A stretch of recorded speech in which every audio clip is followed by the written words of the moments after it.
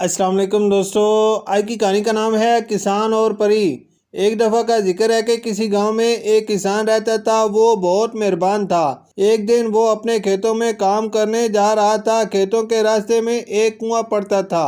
वो बहुत पुराना कुआं था। एक दिन उसने कुएं से किसी की आवाज़ सुनी। कोई मदद के लिए पुकार रहा था। ये आवाज़ किसी औरत की थी। ये कुआं एक जादूगर के कब्जे में था। किसान ने सोचा कि शायद जादूगर औरत का रूप बदलकर मुझे फंसाने की कोशिश कर रहा है। जब यह आवाज़ मुसलसल 3 दिन तक आती रही तो किसान ने एक दिन कुएं में झांक कर देखा तो ये एक खूबसूरत परी थी जो जंजीरों में जकड़ी हुई थी। इस परी ने किसान से कहा कि तुम मेरी मदद करो और जब तक मैं इन जंजीरों में जकड़ी हुई रहूंगी तब तक मेरा कोई जादू नहीं चल सकता। किसान इसी वक्त घर से रस्सी ले आया और परी को कुएं से निकाला। जब परी कुएं से निकली तो उसने अपनी जादू की छड़ी से कुएं को आग लगा दी और कुएं के साथ जादूगर भी मर गया।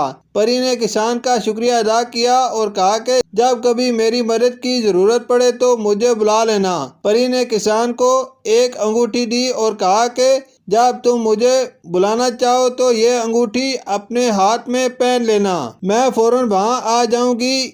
इसके बाद परी वहां से चली गई और किसान अपने घर चला गया। एक दिन किसान के खेतों में एक खौफनाक भेड़िया आ गया। वो किसान को खाने के लिए इसके पास आने लगा।